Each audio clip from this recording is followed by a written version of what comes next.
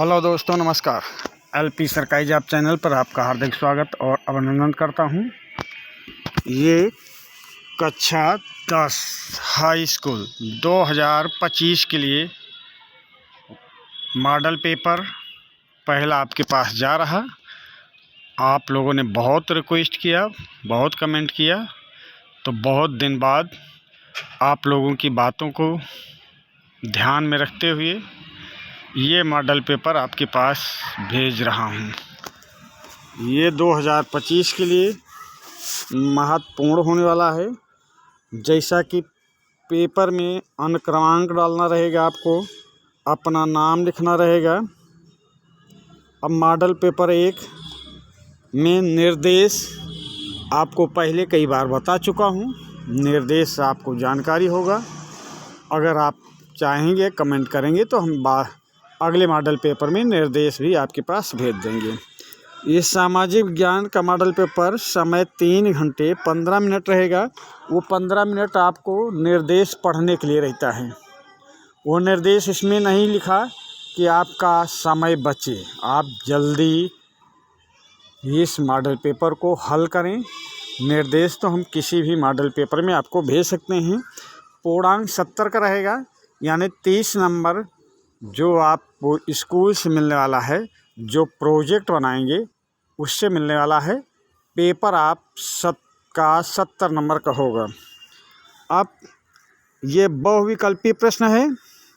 बहुविकल्पी प्रश्नों को OMR sheet में गोला काला करना रहेगा।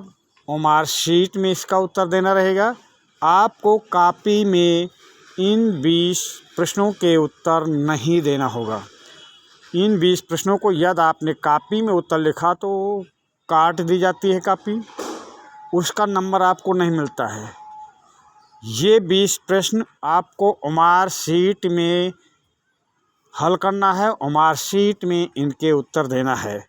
आप ये चीज़ विशेष रूप से ध्यान रखेंगे, समय नहीं बर्बाद करेंगे कि कॉपी में भी लिखें और ओमार शीट में भी भरें। नहीं, आपका कॉपी वाला क्वेश्चन जांचा नहीं जाता है। ये 20 प्रश्न ओमार शीट में कंप्यूटर से चेक होता है। कंप्यूटर से चेक होना है तो यानी ओमार शीट में कोई प्रश्न यदि गलती से भूलवश अज्ञानतावश गलत हो जाता है तो उस पर आप ब्लेड या खुरचने की कोशिश न करें। पहले प्रश्न को अच्छी तरह समझ लेंगे, तब गोला को काला करेंगे। एक बार आपने पेन चला दी, गोला काला कर दिया तो कोई सुधार नहीं हो सकता है। तो सोच समझकर प्रश्न को अच्छी तरह पढ़कर उत्तर जो आपके विकल्प दिए रहेंगे उसमें से उत्तर अच्छी तरह समझकर जब आप आश्वस्त हो जाएं कि यही उत्तर सही होगा, तब ओमार शीट में भरेंगे। अब यहाँ पे पहला प्रश्न है, नेपोलियन की पराजय कब हुई? नेपोलियन की पराजय कब हुई है? तो नेपोलियन की पराजय कब हुई? 1814 में हुई है, या 1815 में, या 1816 में, या 1817 में। तो देखिए, फ्रांस की क्रांति 1789 में हुई थी। फ्रांस की क्रांति के बाद 1804 में नेपोलियन सत्ता में आता है। इसकी नेपोलियन संहिता या विधि संहिता जो भी आए प्रश्न में, आपको गलत नहीं करना है। वो नेपोलियन संहिता या विधि संहिता एक ही है। नेपोलियन बहुत ही बहादुर नेता था। फ्रांस को फिर उच्चतम शिखर पर पहुंचाने वाला नेता था। इससे विश्व के अन्य देश घबरा गए थे और विश्व के जो मित्र देश थे आपस में मित्रता करके नेपोलियन को परास्त करने का प्लान बनाते हैं। और परास्त उस स्थान पर करेंगे जहां पर इसको पानी पीने को नहीं मिलेगा। यानी अब तो आप समझ गए होंगे, ये परास्त करेंगे वाटरलू नामक स्थान पर। अब प्रश्न है कि नेपोलियन की पराजय कब हुई? तो नेपोलियन की पराजय होती है 1814 1815 में। नेपोलियन की पराजय होती है 1815 में। पहले प्रश्न का ऑप्शन बी सही उत्तर होगा। अगले प्रश्न में आ जाएं। प्रश्न नंबर 2, राष्ट्रवाद का प्रारंभ किस देश से प्रारंभ हुआ? राष्ट्रवाद का प्रारंभ किस देश से प्रारंभ हुआ? तो इंग्लैंड से प्रारंभ हुआ राष्ट्रवाद का प्रारंभ, या इटली से, या फ्रांस से, या जर्मनी से? राष्ट्रवाद का प्रारंभ किस देश से प्रारंभ हुआ? तो राष्ट्रवाद का प्रारंभ होता है किस देश से भाई? ये होता है प्रारंभ फ्रांस से। राष्ट्रवाद का प्रारंभ होता है फ्रांस से। प्रश्न नंबर 2 का ऑप्शन सी सही उत्तर होगा। अगले प्रश्न पे आ जाएं। प्रश्न नंबर 3, असहयोग आंदोलन का नेतृत्व किसने किया था? असहयोग आंदोलन का नेतृत्व किसने किया था? ये असहयोग आंदोलन वही आंदोलन है जिसमें महात्मा गांधी ने अंग्रेज़ों को सहयोग न करने का निश्चय लिया। यह आंदोलन 1920 में शुरू होता है। अब प्रश्न है, असहयोग आंदोलन का नेतृत्व किसने किया? महात्मा गांधी ने, या जवाहरलाल नेहरू ने, या मोतीलाल नेहरू ने, या बाल गंगाधर तिलक ने? तो असहयोग आंदोलन का नेतृत्व किया गया था किसके द्वारा? महात्मा गांधी के द्वारा। प्रश्न नंबर 3 का ऑप्शन ए सही उत्तर होगा। अगले प्रश्न पे आ जाएं। प्रश्न नंबर 4, नाइटहुड की उपाधि किसने वापस कर दी थी? प्रश्न नंबर 4 देखें, नाइटहुड की उपाधि किसने वापस कर दी थी? तो देखिए, जलियांवाला बाग कांड होता है 13 अप्रैल 1919 को। इसमें निर्दोष जनता मारी जाती है। अब निर्दोष जनता मारी जाती है तो रविन्द्रनाथ टैगोर और महात्मा गांधी ने, ये दोनों व्यक्ति ऐसे थे कि इन्होंने अपनी जो उपाधि अंग्रेज़ों द्वारा मिली थी वापस कर देते हैं। अब महात्मा गांधी द्वारा सर की उपाधि वापस की गई और रविन्द्रनाथ टैगोर द्वारा नाइटहुड की उपाधि वापस की गई। अब नाइटहुड की उपाधि किसने वापस कर दी? प्रश्न ये है। तो नाइटहुड की उपाधि वापस करने वाले रविन्द्रनाथ टैगोर जी हैं। प्रश्न नंबर 4 का ऑप्शन ए सही उत्तर होगा। अगले प्रश्न पे आ जाएं। प्रश्न नंबर 5, भारत में प्रिंटिंग प्रेस का प्रयोग 16वीं शताब्दी में किसके द्वारा किया गया? भारत में प्रिंटिंग प्रेस का प्रयोग 16वीं शताब्दी में किसके द्वारा किया गया?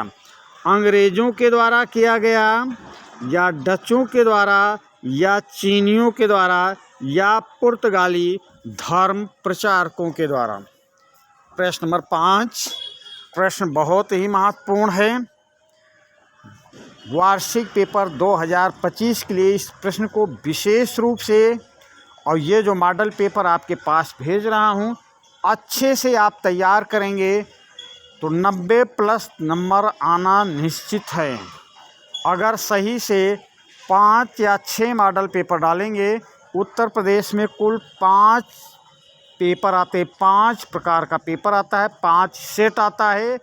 5 सेट में कौन सा सेट आपके यहाँ आएगा इसकी जानकारी नहीं रहती है। तो हम आपको कम से कम 5 मॉडल पेपर डालेंगे।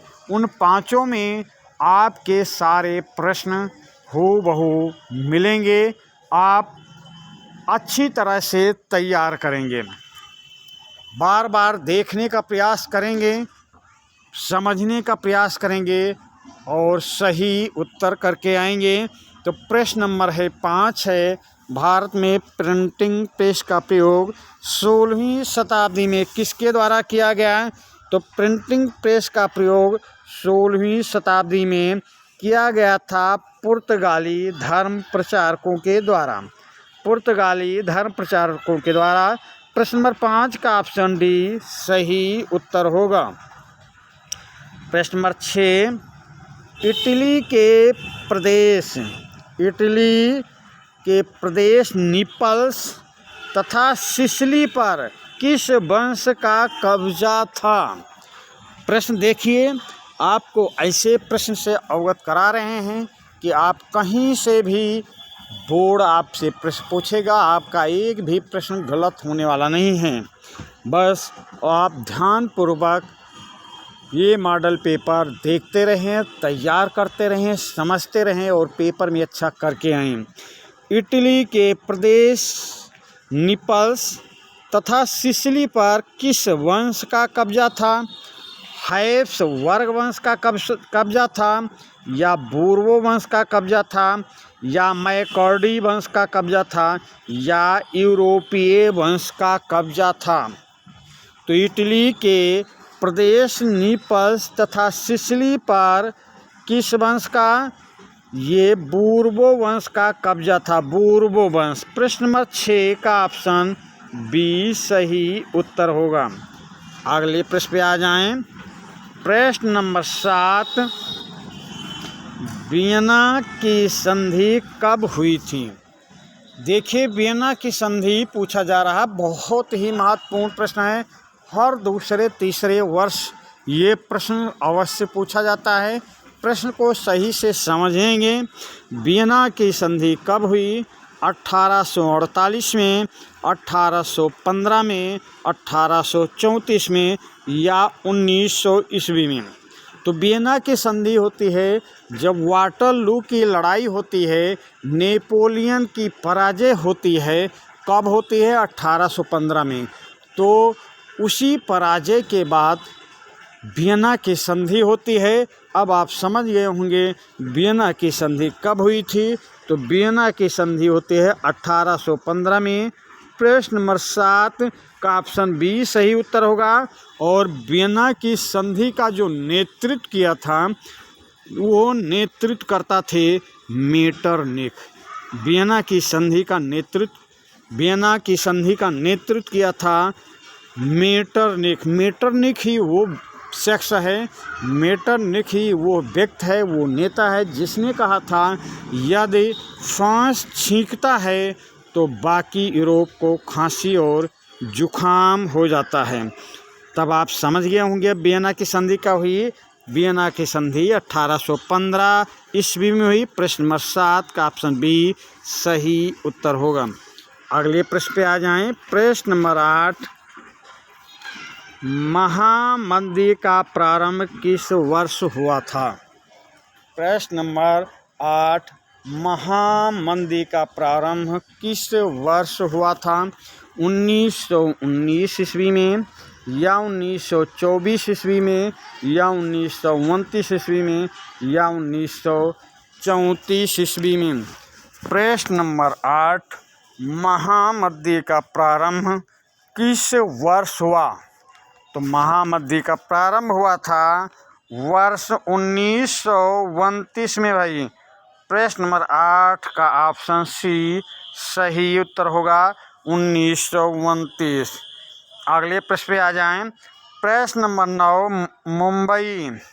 मुंबई में पहली कपड़ा मिल कब स्थापित की गई या कहाँ स्थापित की गई? प्रश्न है कब स्थापित की गई। हम ये भी बताएंगे कहाँ स्थापित की गई और कब स्थापित की गई। तो प्रश्न नंबर 9, मुंबई में पहली कपड़ा मिल की स्थापना कहाँ हुई है, कब हुई है? सन 1804 में हुई है, या 1810 में हुई है, या 1854 में, या 1860 में? तो प्रश्न नंबर 9 का सही उत्तर होगा मुंबई में पहली कपड़ा मिल की स्थापना होती है। मुंबई यानी महाराष्ट्र। मुंबई में पहली कपड़ा मिल की स्थापना कब हुई? तो सन 1854 में हुई। प्रश्न नंबर 9 का ऑप्शन सी सही उत्तर होगा। अगले प्रश्न पे आ जाएं। प्रश्न नंबर 10, भारत में राष्ट्रपिता कहकर किसे संबोधित किया जाता है? प्रश्न नंबर 10, भारत में राष्ट्रपिता कहकर किसे संबोधित किया जाता है? सुभाष चंद्र बोस को, या गोपाल कृष्ण गोखले को, या जवाहरलाल नेहरू को, या महात्मा गांधी को? तो राष्ट्रपिता किसे कहा जाता है भाई? ये प्रश्न तो सबको आता होगा, पर प्रश्न महत्वपूर्ण है, पेपर के दृष्टि से बहुत ही महत्वपूर्ण है। भारत में राष्ट्रपिता महात्मा गांधी को संबोधित किया जाता है। राष्ट्रपिता कहकर महात्मा गांधी को संबोधित किया जाता है। प्रश्न नंबर 10 का ऑप्शन डी सही उत्तर होगा। प्रश्न नंबर 11, विश्व में सर्वप्रथम मुद्रण की तकनीक किस देश में विकसित हुई? विश्व में सर्वप्रथम मुद्रण की तकनीक किस देश में विकसित हुई? फ्रांस में, इंग्लैंड में, चीन में, या जर्मनी में? तो देखिए भाई, पहले हमारे यहाँ भोजपत्र, ताम्रपत्र, मृदभांडों पर लिखे जाते थे, कागज नहीं था। अब जो देश कागज का आविष्कर्ता होगा, सर्वप्रथम मुद्रण की तकनीक का विकास वहीं होगा। कागज का आविष्कार कहाँ हुआ? तो आपको कई बार बताया जा चुका है, कागज का आविष्कार चीन में हुआ था। यानी विश्व में सर्वप्रथम मुद्रण की तकनीक विकसित हुई थी चीन में। प्रश्न नंबर 11 का ऑप्शन सी सही उत्तर होगा। प्रश्न नंबर 12, निम्नलिखित में से किसमें महिलाओं के लिए आरक्षण सुनिश्चित है? प्रश्न नंबर 12, निम्नलिखित में से किसमें महिलाओं के लिए आरक्षण सुनिश्चित है?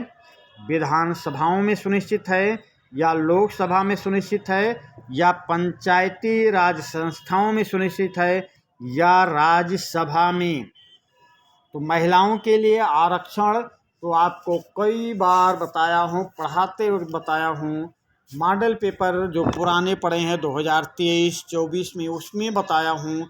आपको समझाने का कई बार प्रयास किया हूँ कि 30% महिलाओं को आरक्षण दिया गया है। कहाँ पर?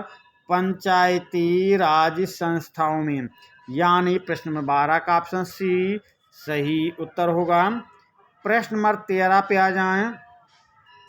भारत के इलेक्ट्रॉनिक राजधानी कौन सी है? भारत की इलेक्ट्रॉनिक राजधानी कौन सी है? हैदराबाद है, या दिल्ली है, या बेंगलोर है, या पुणे है?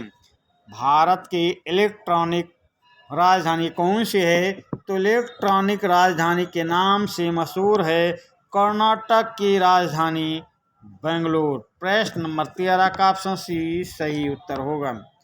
अगले प्रश्न पे आ जाएं। प्रश्न नंबर 14, विश्व व्यापार संगठन की स्थापना किस वर्ष की गई? विश्व व्यापार संगठन की स्थापना किस वर्ष की गई? 1991 में, या 1994 में, या 1992 में, या 1995 में? तो विश्व व्यापार संगठन की स्थापना किस वर्ष की गई? तो विश्व व्यापार संगठन की स्थापना होती है 1 जनवरी 1995 में। प्रश्न नंबर 14 का ऑप्शन डी सही उत्तर होगा। अगले प्रश्न पे आ जाएं। प्रश्न नंबर 15, ज्योतिबा राव फूले ने कौन सी पुस्तक लिखी? प्रश्न नंबर 15, ज्योतिबा राव फूले ने कौन सी पुस्तक लिखी? गुलामगिरी पुस्तक लिखी, या स्त्री धर्म पुस्तक लिखी, या आमार जीवन पुस्तक लिखी, या कथा सागर पुस्तक लिखी? तो ज्योतिबा राव फूले द्वारा कौन सी पुस्तक लिखी गई है? तो ये लिखी गई है गुलामगिरी, जिसका प्रकाशन 1873 में होता है। गुलामगिरी ज्योतिबा राव फूले की पुस्तक थी। प्रश्न नंबर 15 का ऑप्शन ए सही उत्तर होगा। प्रश्न नंबर 16 पे आ जाएं। भारतीय संविधान की 8वीं अनुसूची में कितनी भाषाओं का समावेश है? प्रश्न नंबर 16, भारतीय संविधान की 8वीं अनुसूची में कितनी भाषाओं का समावेश है? 20 भाषा हैं उसमें, या 22 भाषा, या 24 भाषा, या 26 भाषा? तो भारतीय संविधान की 8वीं अनुसूची में कितनी भाषाओं का वर्णन है? 22 भाषाओं का वर्णन है। प्रश्न नंबर 16 का ऑप्शन बी सही उत्तर होगा। प्रश्न नंबर 17 पे आ जाएं। निम्नलिखित में से कौन सी एक रेशेदार फसल है? निम्नलिखित में से कौन सी एक रेशेदार फसल है? तो ये जूट है, या कॉफ़ी है, या जौ है, या रबड़ है? तो रेशेदार फसल पूछ रहा है, तो रेशेदार फसल है जूट। प्रश्न नंबर 17 का ऑप्शन ए सही उत्तर होगा। अगले प्रश्न पे आ जाएं। प्रश्न नंबर 18। सलाल बांध किस नदी पर बना है? सलाल बांध किस नदी पर बना है? महानदी पर, या चिनाब नदी पर, या सतलुज नदी पर, या कृष्णा नदी पर? तो सलाल बांध किस नदी पर बना है? सलाल बांध बना है भाई चिनाब नदी पर। प्रश्न नंबर 18 का ऑप्शन बी सही उत्तर होगा। अगले प्रश्न पे आ जाएं। प्रश्न नंबर 19। सुंदर राष्ट्रीय पार्क किस राज्य में स्थित है? प्रश्न नंबर 19। सुंदर राष्ट्रीय पार्क किस राज्य में स्थित है? असम में है, या उड़ीसा राज्य में है, या पश्चिम बंगाल राज्य में है, या मध्य प्रदेश राज्य में है? तो सुंदरबन राष्ट्रीय पार्क किस राज्य में है? तो सुंदरबन राष्ट्रीय पार्क भाई किस राज्य में? पश्चिम बंगाल राज्य में है। पश्चिम बंगाल। प्रश्न नंबर 19 का ऑप्शन सी सही उत्तर होगा। प्रश्न नंबर 20। उपभोक्ता संरक्षण अधिनियम का कब पारित किया गया? भाई कब है? उपभोक्ता संरक्षण अधिनियम कब पारित किया गया? 1985 में, या 1984 में, या 1986 में, या 1987 में? प्रश्न नंबर 20। उपभोक्ता संरक्षण अधिनियम कब पारित किया गया है? तो उपभोक्ता संरक्षण अधिनियम पारित किया जाता है भाई 1986 में। प्रश्न नंबर 20 का ऑप्शन सी सही उत्तर होगा। उपभोक्ता संरक्षण अधिनियम कब पारित किया गया? 1986 में। प्रश्न नंबर 20 का ऑप्शन सी सही उत्तर होगा। ये 20 प्रश्न बहुविकल्पीय थे। जैसा कि आपको बताया हूँ, बहुविकल्पीय प्रश्नों को कॉपी में नहीं लिखना है। ध्यान देना इस बात को। आपको कॉपी में ना लिखकर ओमार शीट में इसका उत्तर देना है। अब अगला खंड बा है, इसमें 4 प्रश्न करने होंगे। वर्णनात्मक प्रश्न 1 में 4 नंबर के 4 प्रश्न करने होंगे, पर सभी प्रश्न अथवा करके होंगे। अथवा का मतलब वो पहला प्रश्न करो, या अथवा जो रहे वो प्रश्न आप करें। यहाँ पे आप गलती नहीं करेंगे। अथवा करके जो दिया जाता है तो ये करना है, या इसके बाद अथवा वाला करना है, तो यहाँ पे आप बिल्कुल गलती नहीं करेंगे। आपको बार बार बताने का प्रयास कर रहा हूँ। तो है, नमक सत्याग्रह क्यों प्रारंभ किया गया? अब इसकी व्याख्या आपको अपने शब्दों में 4 नंबर का प्रश्न है। नमक सत्याग्रह, जैसा कि आपको नमक यानी सभी के यूज का विषय है। नमक का प्रयोग सब कोई करता है, नमक सबके यूज का विषय है। सरकार से जो मांगे महात्मा गांधी ने मांगी, तत्कालीन गवर्नर जनरल से गवर्नर जनरल ने महात्मा गांधी की बात को नहीं माना। महात्मा गांधी बार बार अंग्रेज़ों का सपोर्ट कर रहे थे, अंग्रेज़ों का साथ दे रहे थे। जैसे कि प्रथम विश्व युद्ध में महात्मा गांधी ने अंग्रेज़ों का साथ दिया, अंग्रेज़ों के साथ मिलकर कंधे से कंधे मिलाकर लड़ाई किया। भारत के नवयुवकों को अंग्रेजी सेना में भर्ती करवाया, पर अंग्रेज़ों ने महात्मा गांधी को क्या दिया? जो सपोर्ट किया, उस सपोर्ट के बदले महात्मा गांधी को मिला जलियांवाला बाग हत्याकांड। अब जलियांवाला बाग हत्याकांड, जैसा कि आपको पता है, इससे महात्मा गांधी बहुत क्षुब्ध हुए थे और उन्होंने अपनी सर की उपाधि वापस कर दी। फिर महात्मा गांधी ने अंग्रेज़ों का सहयोग न करने का निर्णय लिया था। बाद में असहयोग आंदोलन महात्मा गांधी ने वापस भी ले लिया था।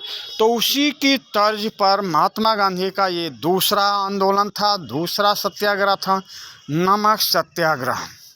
नमक के ऊपर जो ब्रिटिश गवर्नमेंट टैक्स लगा रही थी, उससे महात्मा गांधी क्षुब्ध थे, क्योंकि अमीर गरीब सभी जो भारत की जनता थे, सब इसका यूज करते थे।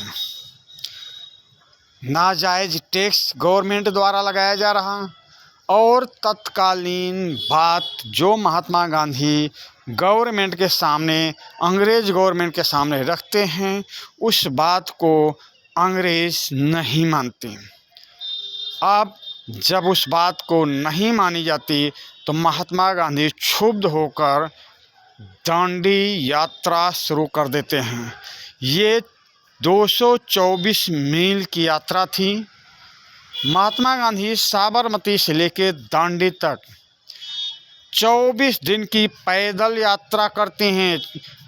240 मील यानी करीब 700 किलोमीटर,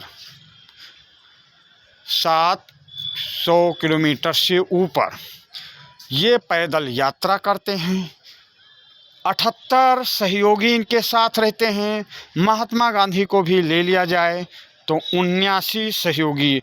आपको पिछले सेशन में जो भी बहुविकल्पी प्रश्न बताए हैं, जो व्याख्यात्मक प्रश्न बताए हैं, जो आपको आ रहा हो, इसमें ज्वाइंट आप करते जाएंगे, आपका उत्तर बड़ा होता चला जाएगा। अब 78 सहयोगी, महात्मा गांधी को लेकर 79 सहयोगी। इसमें समाज सेवी भी शामिल थे, पत्रकार भी शामिल थे, किसान भी शामिल थे, और विशेष करके महाराष्ट्र और गुजरात के लोग शामिल थे। अब ये 24 दिन की यात्रा पूरी करने के बाद दांडी में पहुंचकर, दांडी में, ये दांडी कहाँ है? गुजरात का एक ज़िला नवसारी है। वहाँ पहुंचकर ये नमक को उठाकर, मतलब प्रतीकात्मक रूप से अंग्रेज़ों को ये दिखाते हैं कि हम भी नमक बना सकते हैं, हम तुम्हारे कानून के खिलाफ़ हैं, या तो मेरी बात मानी जाए और या तो हम नमक बनाना चालू कर देंगे। इसमें महात्मा गांधी को इतनी सफलता मिलती है कि ब्रिटिश गवर्नमेंट हिल जाती है, घबरा जाती है। उस वक्त जो पहला गोलमेज सम्मेलन चल रहा था, असफल हो जाता है। हालांकि उसमें कुछ भारतीय ज़रूर गए रहते हैं, पर ब्रिटिश सरकार को उसमें बिल्कुल सफलता नहीं मिलती, असफल हो जाते हैं। और गवर्नमेंट, अंग्रेज़ गवर्नमेंट महात्मा गांधी के सामने घुटने टेक देती है, समझौता करने के लिए दबाव डालती है, और महात्मा गांधी समझौते के लिए मानते हैं। उस समझौते का नाम है दिल्ली समझौता। दिल्ली समझौते के तहत महात्मा गांधी अपनी बात को ज़ोर शोर ढंग से रखते हैं और अंग्रेज़ गवर्नमेंट उनकी बातों को मानती है और सब नए अवज्ञा आंदोलन का प्रथम चरण यहाँ पे समाप्त होता है। महात्मा गांधी द्वितीय गोलमेज सम्मेलन में भाग लेने के लिए इंग्लैंड चले जाते हैं। इस तरह से आप लिखेंगे तो हमें नहीं लगता है कि 4 नंबर में वो 3 आपको देगा, 4 में 4 नंबर आपको देगा। किताब से नहीं याद करना है, अपनी भाषा में याद करना है और अपनी भाषा में ही लिखना है। और जैसा कि बताया, अगर ये कोई क्वेश्चन मान लीजिए 2 पेज हुआ, 2.5 पेज हो रहा तो आधा पेज उसमें 5-6 लाइन छोड़ दीजिए। यदि आपके पास बाद में समय बचता है तो उसमें भी सोच कर और बढ़ा के लिख दीजिए। जो 2.5 पेज है 3 हो जाएगा, या 3.5 पेज है तो 4 पेज हो जाएगा। 2-4 लाइन बाद में लिखने के लिए छोड़ दीजिए, कुछ ना कुछ उसको सोच के। यदि समय बचता है तो लिखिए, नहीं बचता है तो जाने दीजिए। अब अगला प्रश्न है, ये करना है या अथवा है। देखिए अथवा आया है, अब वो करना है या अथवा असहयोग आंदोलन के प्रमुख कारण क्या थे। जैसा कि बताया, अभी व्याख्या कर रहा था, उस व्याख्या में आपको बताया था प्रथम विश्व युद्ध का समय था। महात्मा गांधी 9 जनवरी 1915 को दक्षिण अफ्रीका से लौटकर भारत आते हैं।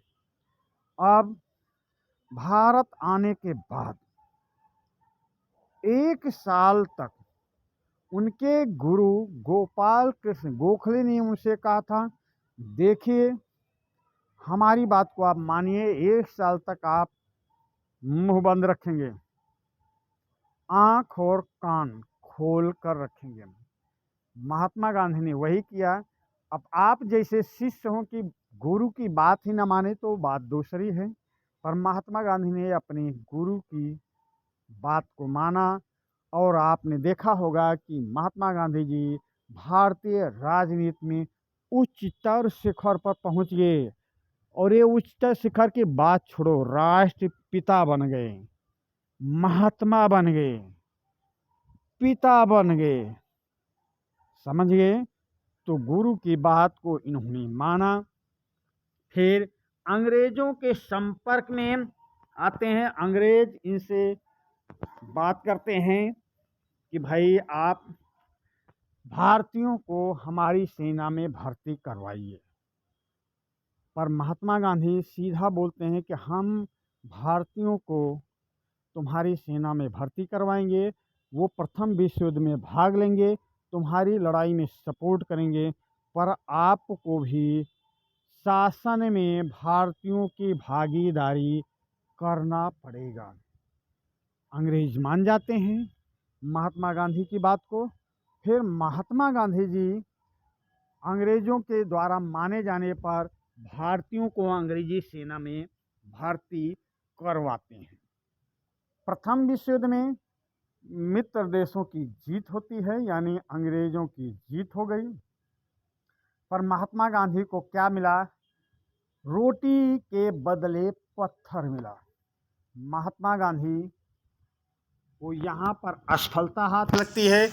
प्रथम विश्व युद्ध ही चल रहा था, तभी अंग्रेज़ों ने तुर्की के खलीफा की बेइज्जती की, तुर्की के खलीफा के बारे में अपशब्द बोले, तुर्की के खलीफा के पद की गरिमा के विपरीत बोले, और वहाँ पे अंग्रेज़ों के खिलाफ शौकत अली और मोहम्मद अली ने आवाज़ उठाई। इस आवाज़ में महात्मा गांधी ने शौकत अली और मोहम्मद अली का साथ दिया। जिन्ना ने खिलाफत किया, पर महात्मा गांधी ने साथ दिया, और साथ में महात्मा गांधी ने कहा कि ये वो समय है जहाँ पर मुस्लिम और हिंदू एकता को सुदृढ़ मजबूत किया जा सकता है। ऐसा मौका 200 सालों में नहीं आएगा। पर अंग्रेज़ बड़ी चतुराई से क्या करते हैं, तुर्की के खलीफा पद को ही समाप्त कर देते हैं। इससे महात्मा गांधी को धक्का लगता है, इस खिलाफत आंदोलन समाप्त हो जाता है। और खिलाफत आंदोलन का अध्यक्ष किसे चुना गया था? महात्मा गांधी को। उसके बाद में रौलेट एक्ट आता है। रौलेट एक्ट में नियम रहता है, बातें कुछ ऐसी रहती हैं कि वो जनता नहीं मानना चाहती, नहीं मानती है। बिना वकील, बिना अपील, बिना दलील का कानून था। आपको बिना बताए हुए गवर्नमेंट गिरफ्तार कर सकती थी। गवर्नमेंट आपको वकील ना करने की, अपनी बात ना कहने की लिए मजबूर कर दिया था और इससे जनता में रोष प्रकट हुआ। दो व्यक्ति सैफुद्दीन किचलू और सतपाल महाराज को गिरफ्तार कर लिया जाता है। उनकी गिरफ्तारी के विरोध में एवं बैसाखी का त्यौहार था, इस त्यौहार के उपलक्ष्य में अमृतसर जलियांवाला बाग में लोग इकट्ठा होते हैं और वहाँ जनरल डायर गोली चलाने का आदेश दे देते हैं और वहाँ पे हजारों की संख्या में लोग मारे जाते हैं। इससे महात्मा गांधी बहुत क्षुब्ध होते हैं। साथ में अंग्रेज सरकार एक कमेटी नियुक्त करती है और साथ में कांग्रेस पार्टी भी एक कमेटी नियुक्त करती है। कांग्रेस कमेटी जनरल डायर को दोषी करार देती है, जबकि अंग्रेज गवर्नमेंट दोषी करार नहीं देती।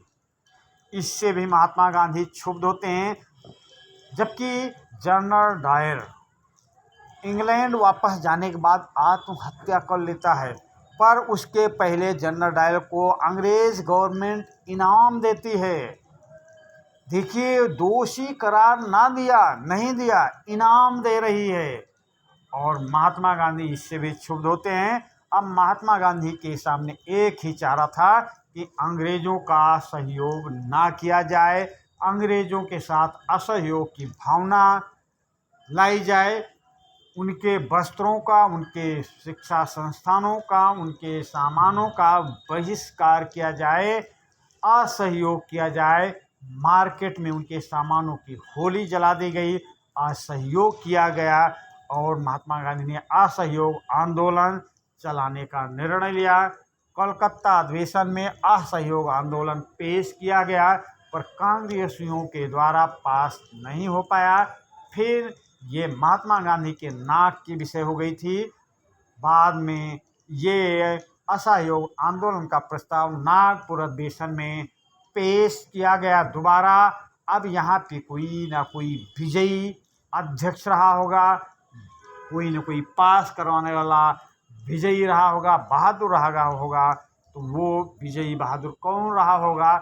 विजय राघवाचारी जी थे और असहयोग आंदोलन का प्रस्ताव पारित हो जाता है और असहयोग आंदोलन शुरू हो जाता है, क्योंकि समाप्त भी हो जाता है 2022 में। 5 मार्च 2022 को समाप्त हो जाता है, पर असहयोग चलाने के ये कारण थे। आप प्रश्न नंबर 2 देखें। भारत में बहुदलीय व्यवस्था में प्रजातंत्र को किस प्रकार मजबूत किया? देखिए, जिस देश में लोकतंत्र होगा वहाँ पे दल प्रणाली, राजनीतिक दल होना आवश्यक है। देश बड़ा हो, अधिकतर लोकतांत्रिक देश में देश बड़ा होता है, जनसंख्या ज़्यादा होती है, विभिन्न धर्म, जात, वर्ग, भाषा के लोग रहते हैं। अब जब विभिन्न प्रकार के लोग, विभिन्न प्रकार की भाषाएं, विभिन्न प्रकार के धर्म हैं, तो एक या दो राजनीतिक दल उनके मन के मुताबिक कार्य नहीं कर सकते।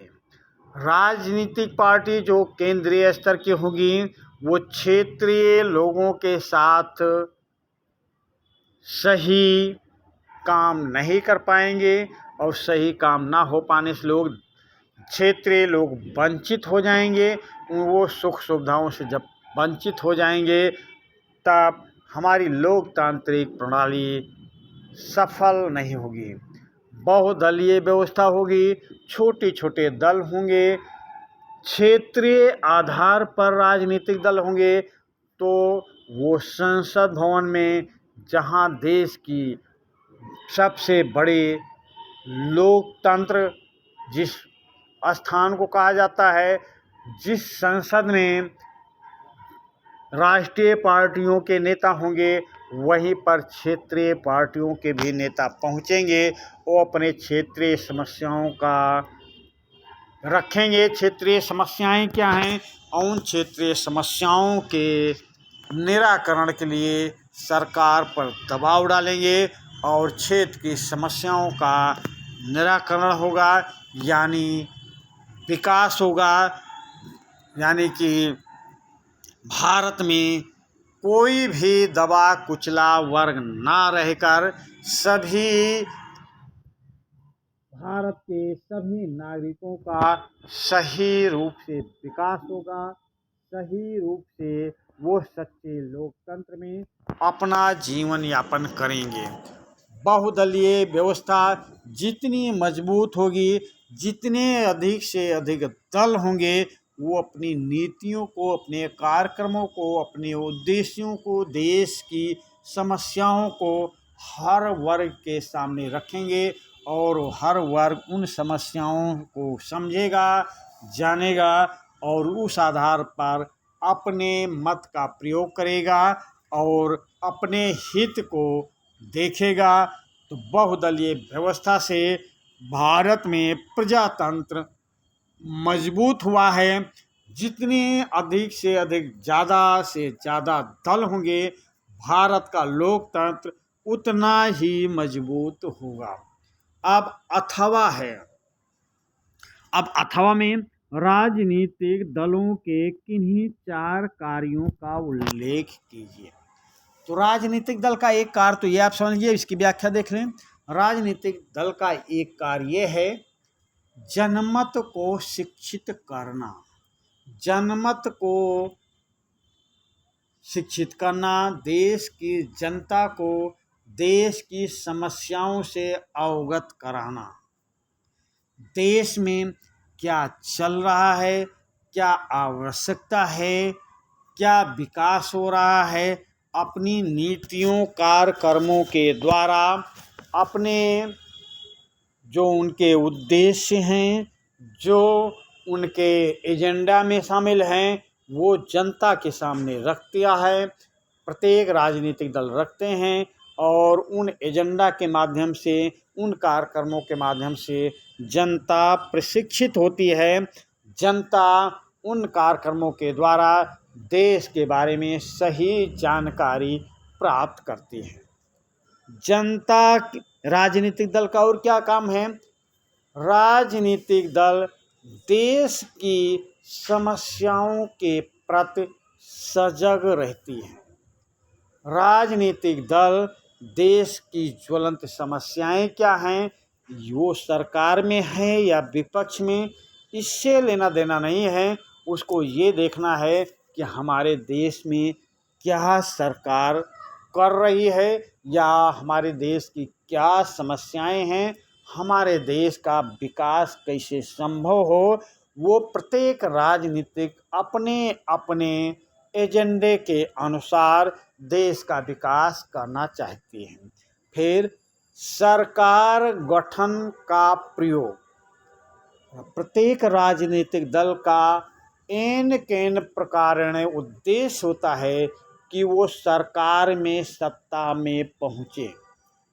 प्रत्येक राजनीतिक दल ये चाहता है कि हम सत्ता में पहुँचेंगे, सत्ता का सुख भोगें और सत्ता के ही द्वारा हम देश का विकास कर सकते हैं, देश की ज्वलंत समस्याओं का निराकरण कर सकते हैं, देश के जनता की क्या समस्याएं हैं, देश की जनता को क्या चाहिए, विश्व स्तर पर हमारा देश कैसे ऊपर उठे, कैसे उच्चतम शिखर पर पहुँचे। जब वो सत्ता में पहुँच जाएंगे, सत्ता में पहुँचने के बाद अपने नीतियों, कार्यक्रमों, उद्देश्यों के अनुसार वो सत्ता के द्वारा देश का विकास, जनता का विकास करेंगे। फिर अगला, कानून निर्माण में सहायता।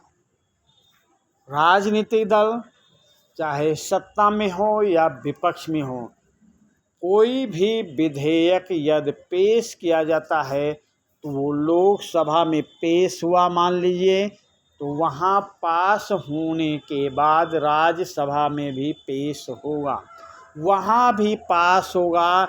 आपस में चाहे सत्ता पक्ष हो या विपक्ष हो, आपस में वार्तालाप के द्वारा ही पास होता है। ये सही है कि सत्ता पक्ष की ही बात चलती है, पर विपक्ष भी उस पर ध्यान आकृष्ट करता है। सभी राजनीतिक दल उस पर सबका ध्यान, देश की जनता का ध्यान, सरकार का ध्यान आकृष्ट करते हैं और ज्वलंत समस्याओं के प्रति सरकार को दिशा निर्देशित करते हैं, सरकार को समझाने का प्रयास करते हैं, विरोध के माध्यम से, सहयोग के माध्यम से, जैसे भी उनसे बने।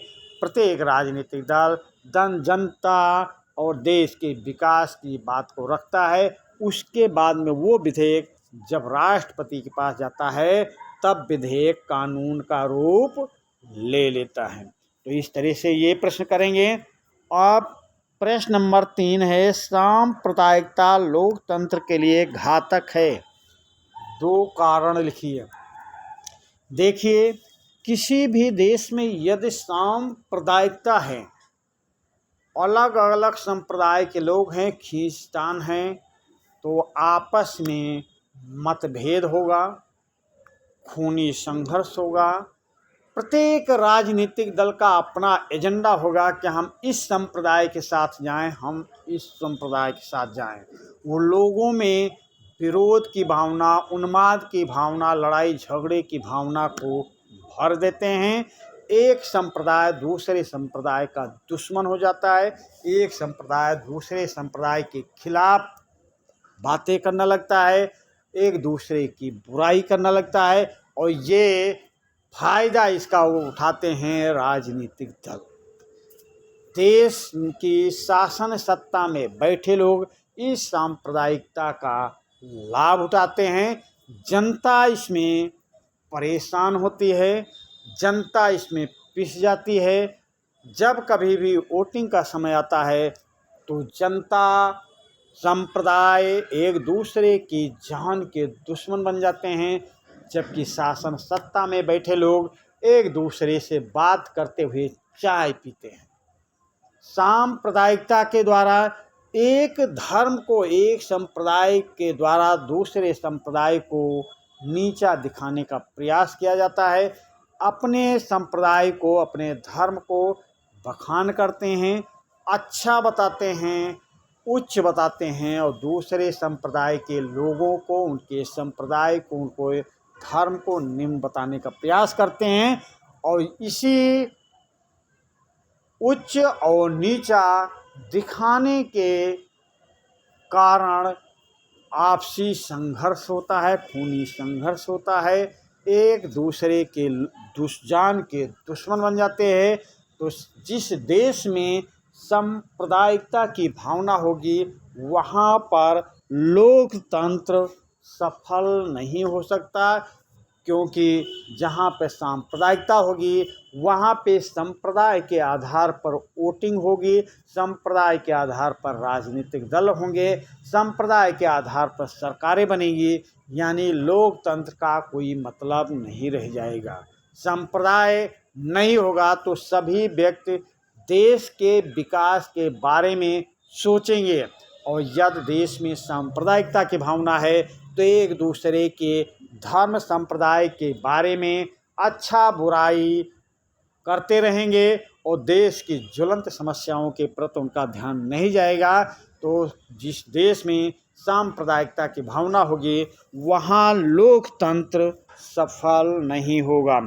अब ये व्याख्या करना, या फिर अथवा में है भारतीय संघ में केंद्र राज्य संबंधों का वर्णन कीजिए।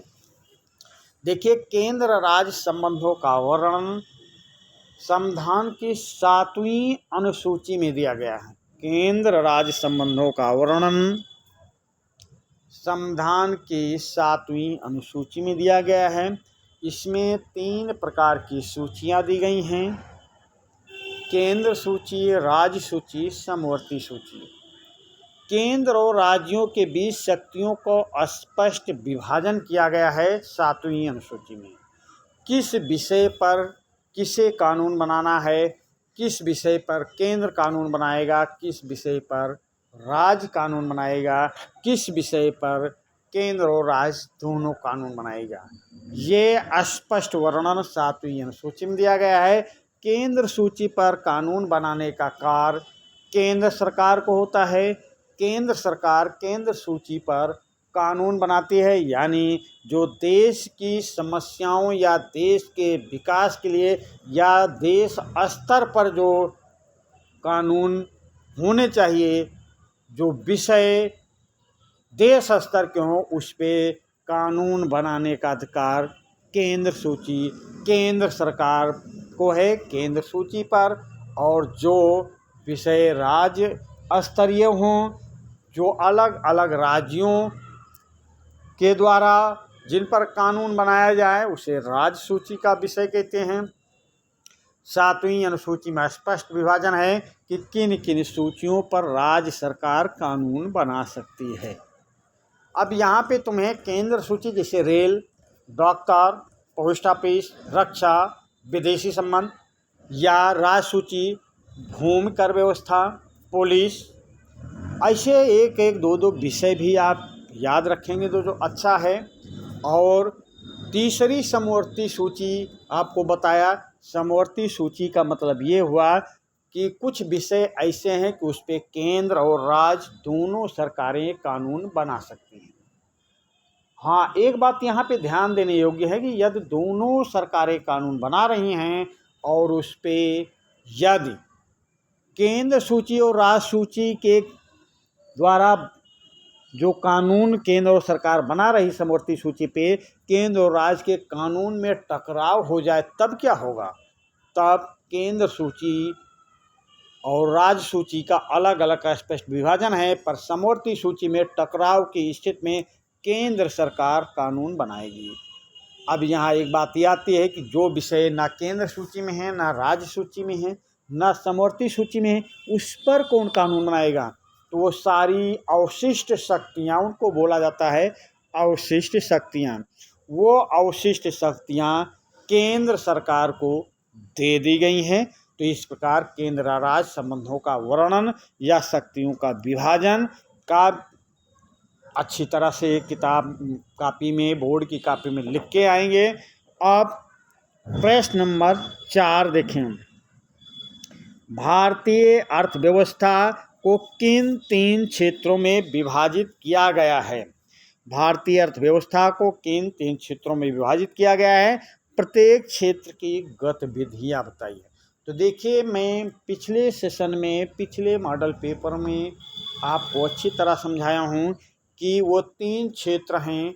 एक जो प्रकृति के द्वारा डायरेक्ट हमें मिला हुआ है, जो ईश्वर के द्वारा, प्रकृति के द्वारा हमें मिला हुआ है, उसको हम बोलेंगे प्राथमिक क्षेत्र।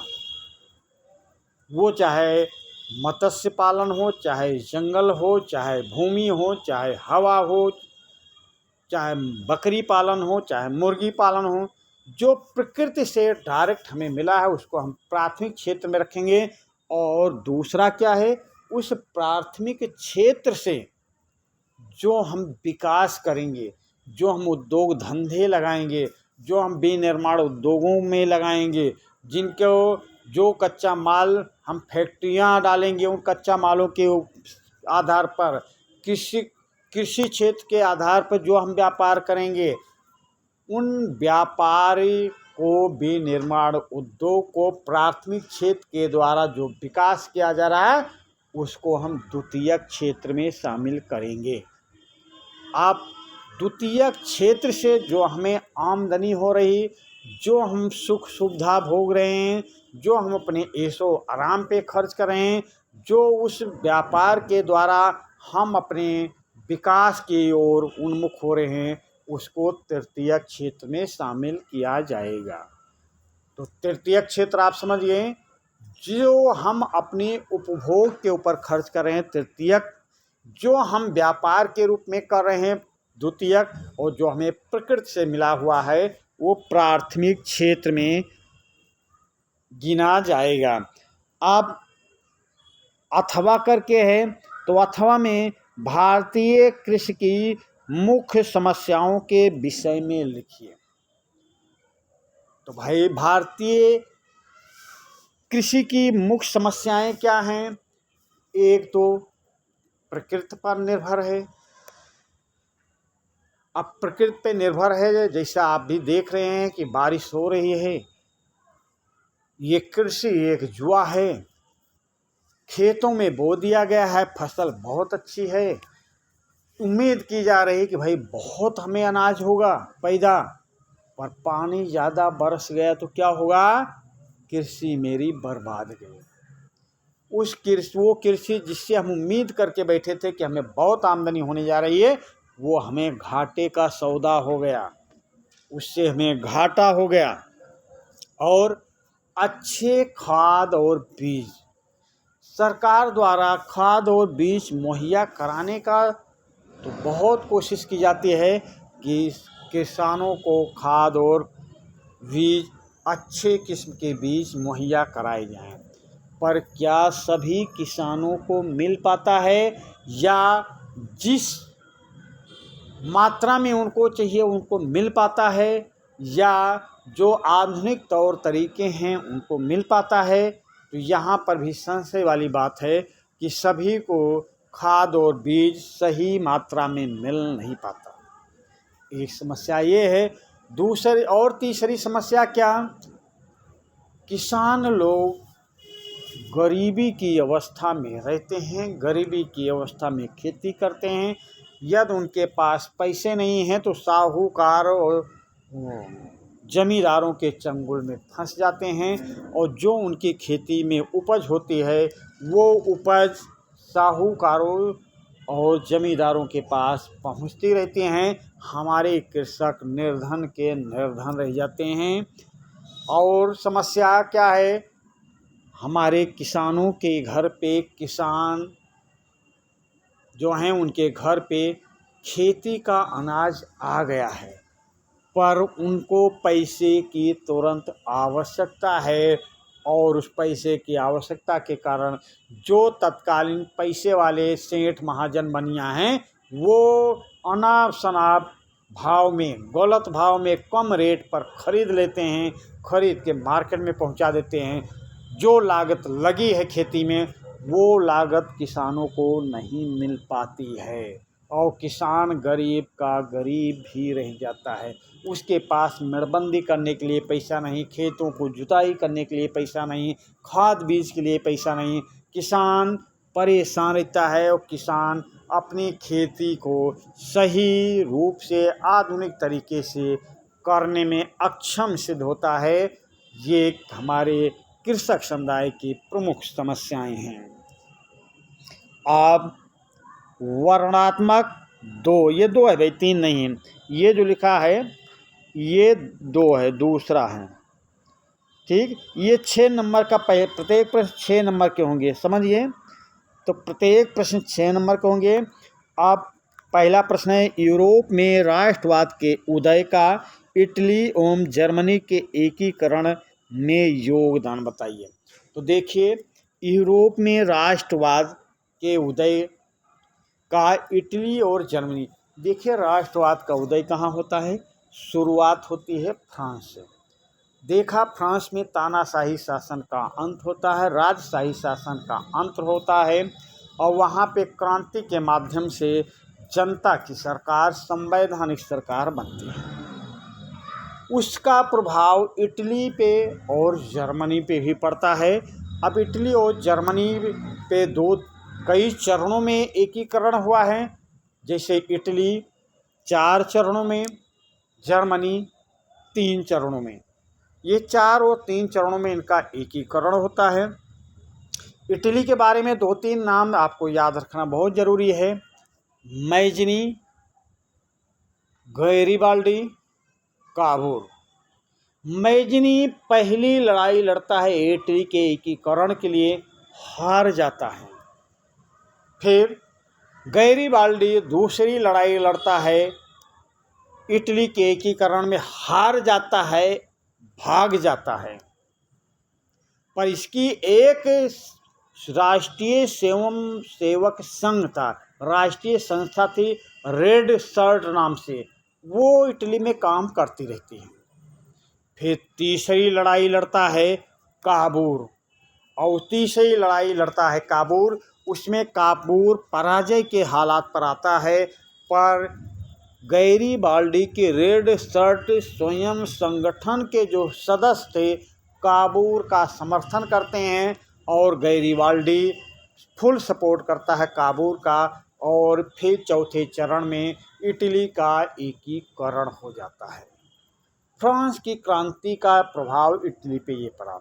आप जर्मनी के एकीकरण में ऑटो वॉन बिस्मार्क 3 युद्ध लड़ता है, डेनमार्क का युद्ध, ऑस्ट्रिया का युद्ध और फ्रांस का युद्ध। ये तीनों युद्ध लड़ता है, ऑस्ट्रिया, डेनमार्क, फ्रांस। तीनों युद्ध लड़ने के बाद ये तीनों युद्ध जीत लेता है। कौन? ऑटो वॉन बिस्मार्क, और जर्मनी का एकीकरण कर दिया जाता है। यानी कि जर्मनी का लौह पुरुष किसे कहा जाएगा? Otto von Bismarck. तो जर्मनी के एकीकरण में ऑटो वॉन बिस्मार्क, इटली के एकीकरण में मैजनी, गैरिबाल्डी, काबूल एवं रेड शर्ट, ये याद करेंगे। और प्रभाव किसका पड़ा? फ्रांस की क्रांति का। तो इस प्रकार यूरोप में राष्ट्रवाद के उदय का इटली एवं जर्मनी के एकीकरण में का योगदान। अच्छा, ये योगदान होता है, एकीकरण होता है, तो यहाँ पे संवैधानिक सरकारों का विकास होता है, जनता की सरकारों का विकास होता है, जनता का विकास होता है, और पूरी देश दुनिया का ध्यान इस एकीकरण की ओर आकृष्ट होता है।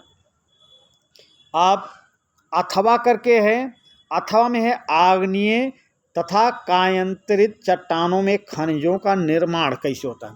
देखिए, आग्नेय यानी आग जैसी, ज्वालामुखी का उद्गार होगा।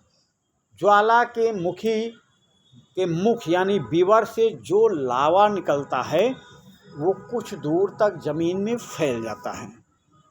वो आग के समान दहकता रहता है, बार बार वो लावा निकलता रहता है, आग के समान निकलता रहता है, जमीन में चारों तरफ फैलता रहता है। आग्नेय चट्टान का इससे निर्माण होता है। अब ये कि कुछ ज्वालामुखी सुसुप्त होते हैं, साल 2 साल, महीने 2 महीने, 4 महीने ज्वालामुखी का उद्गार हुआ और उसके मुख विवर से लावा निकलता रहा।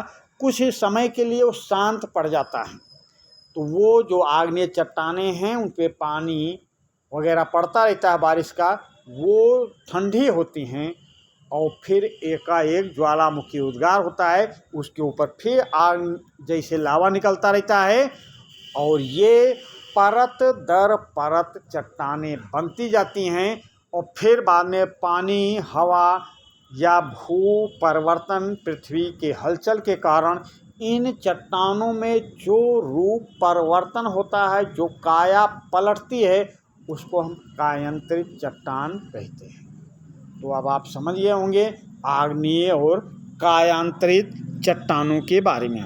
अब अगला है भारत की संघात्मक व्यवस्था की विशेषताएं लिखिए। देखिए, भारत की संघात्मक व्यवस्था में 2 तरह की सरकार होगी, एक केंद्र की सरकार होगी, एक राज्य की सरकार होगी। दोनों अपने अपने हिसाब से कानून बनाएंगे, अपने हिसाब से शासन चलाएंगे। पर अगर दोनों आपस में लड़ जाएंगे तो क्या होगा? लड़ जाएंगे तो न्याय करने के लिए एक सुप्रीम कोर्ट होना चाहिए, न्यायालय होना चाहिए। तो संघात्मक व्यवस्था में न्यायालय की भी व्यवस्था होगी। दोनों के मध्य शक्तियों का विभाजन हो जाना चाहिए, नहीं तो रोज होती रहेगी बात। केंद्र बोलेगा मेरा विषय है, राज्य बोलेगा मेरा विषय है। तो शक्तियों का स्पष्ट बंटवारा हो, लिखित रूप में हो, संविधान कठोर हो, नहीं, आए दिन केंद्र सरकार संविधान में परिवर्तन करती रहेगी, संविधान संशोधन करती रहेगी, राज्य के अधिकारों का हनन करती रहेगी, राज्य सरकार आए दिन केंद्र पर आरोप लगाती रहेगी। तो संघात्मक सरकार में शक्तियों का स्पष्ट विभाजन हो, लिखित एवं कठोर संविधान हो, संघ सरकार और राज्य सरकार अपने अपने क्षेत्र में कार्य कर सकें, दोनों में विवाद की स्थिति में सुप्रीम कोर्ट हो, ये संघात्मक शासन की विशेषताएं हैं। इनके आधार पर हम संघात्मक शासन व्यवस्था चल सकती है। ये संघात्मक दोहरी शासन, दोहरी नागरिकता हो, पर हमारे यहाँ एकहरी नागरिकता है, अमेरिका में दोहरी नागरिकता है, स्विट्जरलैंड में तिहरी नागरिकता है, पर हमारे यहाँ तो एकहरी नागरिकता है। ये एकात्मक शासन व्यवस्था की लक्षण है, पर हमारा संघात्मक शासन व्यवस्था अच्छी तरह से काम कर रहा है। यहाँ सुप्रीम कोर्ट भी अच्छा काम कर रहा है, केंद्र और राज्यों के बीच शक्तियों का विभाजन भी हुआ है, अपने अपने दायरे में दोनों कानून बनाते हैं। अगर कभी दोनों के बीच मतभेद होता है तो उस पर सर्वोच्च न्यायालय एक्शन लेता है और फैसला करता है। तो ये है भारत की संघात्मक व्यवस्था की विशेषताएं। अब आगे है अथवा। अथवा में क्या है? राजनीतिक दलों, ये दलों भाई, दालों नहीं, दलों, राजनीतिक दलों के सामने क्या चुनौतियां हैं। तो राजनीतिक दलों के सामने भाई चुनौतियां क्या हैं, ये भी देख लो। एक चुनौती तो है कि आंतरिक लोकतंत्र का अभाव होता है। एक बार कोई अध्यक्ष बन गया तो सोचता बस पूरा जीवन मैं ही अध्यक्ष बना रहूं, और जब मेरा अंतिम समय आ जाए तो अपने बेटे को अध्यक्ष बना दूं। एक समस्या तो यही है। और समस्या क्या है? प्रत्येक राजनीतिक दल में एक होड़ सी लगी है कि मेरे नाना के, मामा के, बुआ की, बहू की, पतोहू को ये सीट मिले, वो यहाँ से चुनाव लड़े। मतलब परिवारवाद, राजनीतिक दलों के बीच एक परिवारवाद सा चल गया है कि हमारे परिवार के ही सदस्य हमारी पार्टी में नेता बने रहें। और क्या होगा? प्रत्येक राजनीतिक दल की सोच इतनी गिरी हो गई है कि वो सरकार कितना भी अच्छा काम करे पर हर राजनीतिक दल उसकी बुराई ही करता रहेगा। कितना भी अच्छा काम रहे, वो बुराई कर करके देश का बंटाधार कर देते हैं। और क्या है? प्रत्येक राजनीतिक दल जब चुनाव का समय आता है तो जनता के पास उटपटांग बातें बता के, सही शिक्षा ना देकर, उनको अपने एजेंडा के अनुसार ढालने का प्रयास करती है। उनको जनता के विकास से नहीं मतलब है, उनको उनके वोट से मतलब है। सभी राजनीतिक दल जनता के पास जाएंगे, एक दूसरे को अपशब्द तक सुना देंगे, एक दूसरे की बुराई करेंगे, और उनका उद्देश्य क्या होता है? वो जनता के वोट को ले लेते हैं और बाद में सारे राजनीतिक दल एक जगह जाके बैठ के चाय पीते हैं। ये क्या है? राजनीतिक दलों के सामने ये चुनौतियां हैं। अगला, भारत में उपभोक्ता आंदोलन प्रारंभ करने के लिए उत्तरदायी कारकों की व्याख्या कीजिए। तो भारत में उपभोक्ता आंदोलन कब शुरुआत हुई है? अभी बहुविकल्पीय प्रश्न में था भाई, 1986। देखिए, जो हमारा तीसरा वर्ग बनिया वर्ग है, ये क्या करता है? मिलावटी सामान बेचता है, घटतौली करता है, शुद्ध सामान नहीं बेचता है।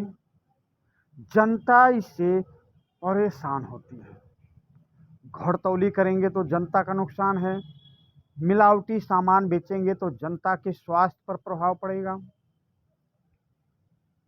सामान उच्च कोट का नहीं रहता है, जनता के साथ ये जो दबंग किस्म के हैं उनको अच्छा सामान, और जो गरीब तबका का है उनको सामान ना देकर या देने में मिलावटी करना या घड़तौली करना, ये सब समस्याएं आप आए दिन देखते होंगे। कहीं खोया पे छापा पड़ रहा, कहीं राशन पे छापा पड़ रहा है, कहीं कपड़ों की दुकान पे छापा पड़ रहा है, कहीं सोने चांदी की दुकानों पे छापा पड़ रहा। क्यों? क्योंकि ये जनता को मूर्ख बनाते रहते हैं, जनता का विश्वास की बखिया उघेड़ देते हैं, जनता के विश्वास का नाजायज फायदा उठाते हैं, और इन्हीं सबसे परेशान होकर जनता, उपभोक्ता इनके खिलाफ आंदोलन छेड़ दिया। जनता इस वर्ग के खिलाफ आंदोलन छोड़ दिया। हमें घटतौली नहीं चाहिए, हमें उच्च कोट का सामान चाहिए, हमें मिलावटी सामान नहीं चाहिए, हमें ज़्यादा कम कीमत वाला ज़्यादा कीमत पे नहीं चाहिए। ये सब जनता में एक आंदोलन की भावना, एक होकर इनके खिलाफ आवाज़ उठाए, और उसका एक मिलता जुलता स्वरूप हो गया उपभोक्ता आंदोलन। उस उपभोक्ता आंदोलन को इतना समर्थन मिला जनता का, गरीब तबका का, अमीर तबका का, पूरी जनता का समर्थन मिला कि सरकार भी बेबस हो गई। सरकार भी उनके लिए काम करने के लिए, उनको शांत करने के लिए उपभोक्ता संरक्षण अधिनियम कानून बना दिया। कब? 1986 में। अब अथवा करके है, तो अथवा में वो करना है या अथवा करना है, तो भारत में लौह अयस्क के उत्पादन एवं वितरण का वर्णन कीजिए। तो देखिए, लौह उत्पादन सबसे पहले जमशेद जी, रतन जी, टाटा भाई ने जमशेदपुर में पहली लौह फैक्ट्री स्थापित की। उसके बाद में भिलाई में, जर्मनी में दुर्गापुर स्टील फैक्ट्री, मतलब विदेशी के सहयोग से द्वितीय पंचवर्षीय योजना में तीन तीन बहुत बड़ी लौह उद्योग फैक्ट्रियां स्थापित की गई। एक रूस के सहयोग से, एक जर्मनी के सहयोग से, और एक ब्रिटेन के सहयोग से। भारत उसमें भागीदार है, पर सहयोग इन देशों का है, रूस, जर्मनी, ब्रिटेन। भिलाई, दुर्गापुर, एक भिलाई में फैक्ट्री है, दुर्गापुर में फैक्ट्री है, जमशेदपुर में फैक्ट्री है। तो इस प्रकार यहाँ पे लौह उत्पादन होता है, और इन लौह उत्पादनों को जो होल सेलर होते हैं उनके पास पहुँचाया जाता है। इनका लौह उत्पादन करके उनको कच्चे माल को उनको सही रूप देकर होल सेलर के पास भेजा जाता है। होल सेलर रिटेलर के पास भेजते हैं, और रिटेलर जनता के पास पहुँचते हैं। तो इस प्रकार विदेशी सहयोग के द्वारा, विदेशों के सपोर्ट के द्वारा लौह इस्पात फैक्ट्रियाँ स्थापित की गई, और भारत में आज लौह उत्पादन का विस्तृत पैमाने पर विकास हो रहा है, उत्पादन हो रहा है, वितरण हो रहा है। इस प्रकार इसकी व्याख्या करेंगे। फिर फ्रांस की क्रांति के क्या कारण थे, तो देखिए यहाँ पे हेडिंग हम बताएंगे तो सेशन बहुत बड़ा हो रहा है। हेडिंग बता के करेंगे तो सेशन बहुत बड़ा हो रहा है। मुख्य पॉइंट मैं इसलिए बता रहा हूँ कि आप उन पॉइंटों को ध्यान में रखकर आप व्याख्या करेंगे, लिख के आएंगे। जैसे फ्रांसीसी क्रांति में राजशाही शासन था, तानाशाही शासन था, खर्चा असीमित थे, शासक अनभिज्ञ था, अज्ञान था, खर्चे अधिक थे, दार्शनिकों का भी प्रभाव पड़ा। दार्शनिक लोग बार बार समझा रहे थे, जीना है तो जंजीरों को तोड़ना होगा। हम स्वतंत्र पैदा हुए हैं, पर हर जगह जंजीरों में जकड़े हुए हैं। विधि की आत्मा जैसी पुस्तक मॉन्टेस्क्यू ने लिखा है। Two treatises of civil government लॉ जैसे विद्वान ने लिखा। जनता के बीच ये भावना उत्पन्न की गई, जनता में इस बात के लिए प्रेरित किया गया जनता को कि फ्रांस में जनता के ऊपर इतना कर व्यवस्था थोप दिया गया है, जनता अपने बच्चों को, अपने परिवार का पालन पोषण करने में अक्षम हो गई है। जनता भूखों मर रही है और फ्रांस का शासक अमेरिका का सपोर्ट कर रहा है। जनता भूखों मर रही है और राजा रानी सैर करने जा रहे हैं। जनता भूखों मर रही है, रानी बोल रही है रोटी के बदले तुम केक खा लो। तो ऐसे मुख्य मुख्य पॉइंट हैं। उसके बाद में स्टेटस जनरल की बैठक बुला लेते हैं कि और कर इनके ऊपर लाद दिया जाए। फिर वहाँ पे मिराबो जैसा उदारवादी नेता तीसरे वर्ग का नेतृत्व करता है, टेनिस कोर्ट में जाके शपथ करवाता है और 14 जुलाई को वास्टिल का पतन हो जाता है और फ्रांस में क्रांति हो जाती है। ये जो बताया ये आप पॉइंट में समझ के इनकी व्याख्या अपने शब्दों में करना, नहीं तो सेशन बहुत बड़ा हो जाएगा।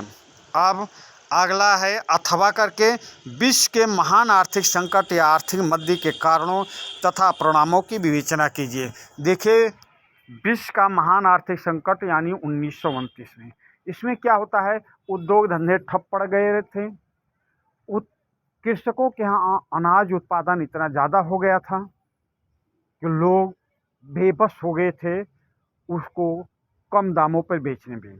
लागत आ गई है 10 रुपये किलो और बेच रहे हैं 50 पैसे किलो।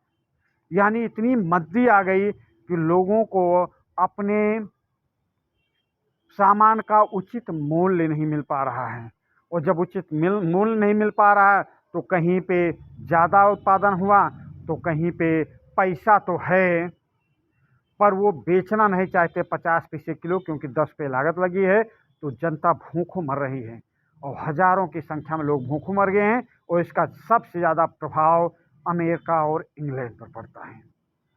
तो आपको मेन पॉइंट बता रहा हूँ, यहाँ पे कृषकों के यहाँ अनाज उत्पादन ज़्यादा हो जाता है, फैक्ट्रियों में उत्पादन कम हो जाता है, फैक्ट्रियाँ ठप पड़ जाती हैं और जनता के बीच भूखमरी का आलम हो जाता है। अब इसकी व्याख्या इन्हीं पॉइंटों के आधार पे आपको करना है। 1929 में आर्थिक मंदी आती है। अब मानचित्र संबंधी प्रश्न, वह स्थान जहां महात्मा गांधी ने सविनय अवज्ञा आंदोलन प्रारंभ किया, तो सविनय अवज्ञा आंदोलन कहाँ प्रारंभ करते हैं, गुजरात। गुजरात के साबरमती में। गुजरात कहाँ है भाई, गुजरात यहाँ है, तो आप यहाँ निशान लगाएंगे और लिख देंगे साबरमती। समझ गए, साबरमती। अगले प्रश्न पे आ जाएं। अगला प्रश्न है, वह स्थान जहां महात्मा गांधी जी ने नमक कानून तोड़ा, तो नमक कानून कहाँ तोड़ा था, अभी अभी बताया था, नवसारी दांडी में। नमक कानून कहाँ तोड़ते हैं, दांडी में। दांडी कहाँ है, दांडी भी गुजरात में है, यानी कि यहाँ पे दांडी है, यहाँ निशान ले जाएंगे और लिख देंगे दांडी। समझ गए, निशान लगाने का आधा नंबर, लिखने का आधा नंबर, यानी 1 नंबर आपका फिक्स हो गया। फिर अगला प्रश्न है, वह स्थान जहां महात्मा गांधी जी का जन्म हुआ था। महात्मा गांधी जी का जन्म कहाँ हुआ है, पोरबंदर में। 2 अक्टूबर 1859 को पोरबंदर में हुआ। पोरबंदर कहाँ है, गुजरात में, यानी गुजरात में आपको निशान लगाना है और लिख देना है पोरबंदर। 2-3 में भर के दिखा दिया हूँ। अब अगला देखें, वह स्थान जहां असहयोग आंदोलन कार्यक्रम स्वीकार किया गया, तो स्वीकार कहाँ किया गया है, पेश किया गया था कलकत्ता कांग्रेस अधिवेशन में, पर स्वीकार कहाँ किया गया, नागपुर कांग्रेस अधिवेशन में। नागपुर कहाँ है, तो नागपुर ये मध्य प्रदेश और महाराष्ट्र के, अभी महाराष्ट्र में आ गया है, तो ये कहाँ है, महाराष्ट्र, गुजरात है, ये महाराष्ट्र है और ये मध्य प्रदेश है। आपको नागपुर यहाँ निशान लगाना है, यहाँ लिखना है नागपुर। समझ गए, नागपुर। अब अगला क्वेश्चन है,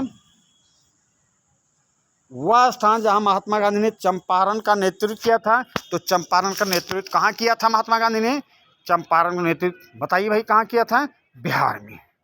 1917 बिहार में चंपारण में नेतृत्व करते हैं, चंपारण का नेतृत्व करते हैं। बिहार कहाँ है? तो मानचित्र में जैसा बताया हूँ, उत्तर प्रदेश के पास में बिहार।